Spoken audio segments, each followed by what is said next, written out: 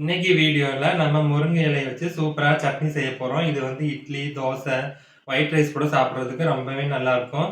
Lunch பாக்ஸ்லயும் இந்த சட்னில சாதத்த கொட்டி கலரி குடுத்தோம்னா, கொஞ்சம் கூட மிச்சம் வைக்காம குழந்தைங்க சாப்பிட்டு வருவாங்க. ரொம்ப சூப்பரா இருக்கும். வீட்ல இருக்க பொருள வச்சு ரொம்ப டக்குன்னு ஈஸியா செஞ்சிரலாம். வாங்க எப்படி செய்யலாங்கிறத பார்க்கலாம்.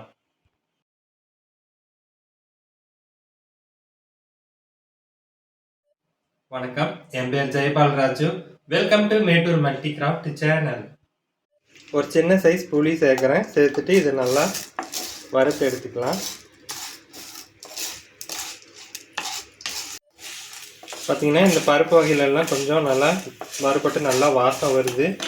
நம்ம இதில் தேவையான அளவுக்கு வரமிளகாய் சேர்த்துக்கலாம். நீங்கள் வரமிளகாய்க்கு பதிலாக பச்சை மிளகாய் இருந்தாலும் பச்சை மிளகாய் தாராளமாக சேர்த்துக்கலாம்.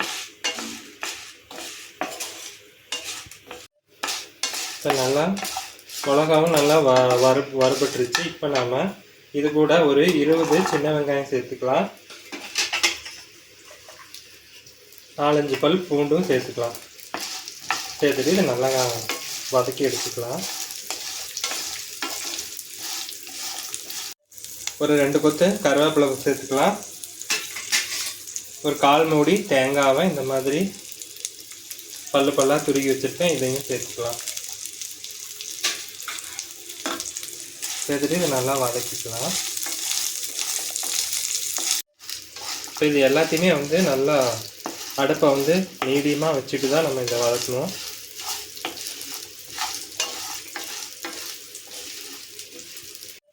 வெங்காயம் பூண்டு எல்லாம் நல்லா வதங்கி வந்துருச்சுங்க. இப்போ நம்ம வந்து முருங்கைக்கீரையை சேர்த்துக்கலாம். நான் வந்து ஒரு கைப்பிடி அளவுக்கு முருங்கைக்கீரையை நல்லா தண்ணியில் 3-4 வாட்டி அலசி எடுத்து வச்சுருக்கேன். இது நல்லா கொழுந்தான கீரை, அதனால் உங்களுக்கு க்ரீன்ஸாக தெரியுது. இப்போ நம்ம இது கூடயே கலந்து ஒரு 2 நிமிஷத்துக்கு வதக்கி எடுத்துக்கலாம். முருங்கை இலையும் சேர்த்து நல்லா வதக்கியாச்சுங்க. முருங்கை இலை பார்த்திங்கன்னா நம்ம ஒரு கைப்பிடி அளவுக்கு சேர்த்தணும். பார்த்திங்கன்னா அது வதங்கும் போது கம்மியாக தான் வந்துருக்குது. இந்த முருங்கை இலையோட பச்சை வாசனை வந்து நல்லா போயிடுச்சு. இப்போ நம்ம ஸ்டவ் ஆஃப் பண்ணிவிட்டு இதை ஆற வச்சுக்கலாம். இதை நல்லா ஆறி வரட்டும். நம்ம மிக்ஸி ஜாரில் சேர்த்து அரைச்சி எடுத்துக்கலாம். அவ்வளோதான். இது நல்லா முழுமையாக ஆறி வந்துருச்சு. இப்போ நம்ம ஒரு மிக்ஸி ஜாரில் சேர்த்துக்கலாம்.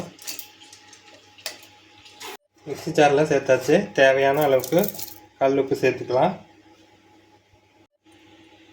கொஞ்சமாக நம்ம தண்ணி சேர்த்து இதை நல்லா அரைச்சி எடுத்துகிட்டு வந்துடலாம். அவ்வளோதாங்க.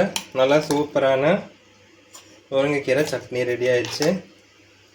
கொஞ்சம் வந்து நான் வந்து குறைன்னு தான் அரைச்சிருக்கேன், நைஸாக அரைக்கல. நீங்கள் வேணுன்னா நைஸாக அரைச்சிக்கலாம். நாங்கள் வந்து தாளிக்காமல் தான் சாப்பிட போகிறோம், அதனால் கொஞ்சம் கெட்டியாகவே அரைச்சிருக்கேன். நீங்கள் கொஞ்சம் நீர்க்க அரைச்சிங்கன்னா நீங்கள் தாளித்து சாப்பிட்லாம். ரொம்ப சூப்பராக இருக்கும்.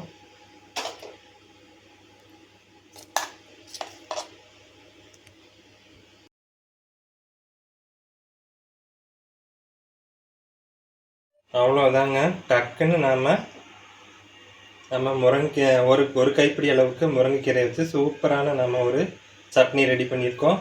இது வந்து இட்லி, தோசை, ஒயிட் ரைஸ் கூடலாம் சாப்பிட்லாம். ரொம்பவே சூப்பராக இருக்கும். கண்டிப்பாக ஒரு வாட்டி ட்ரை பண்ணி பாருங்கள். இப்போ சாப்பிட்றலாமா? கொஞ்சமாக நம்ம சட்னி எடுத்துகிட்டு சாதத்தில் நல்லா பிசைஞ்சு சாப்பிட்லாம். உங்களுக்கு தேவைன்னா நல்லெண்ணெய் கூட ஊற்றிக்கலாம். ரொம்ப நல்லாயிருக்கும்.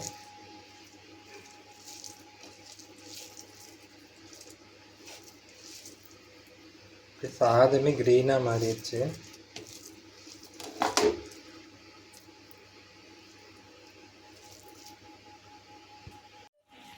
இப்போ நம்ம சாப்பிட்டு பார்த்துடலாம்.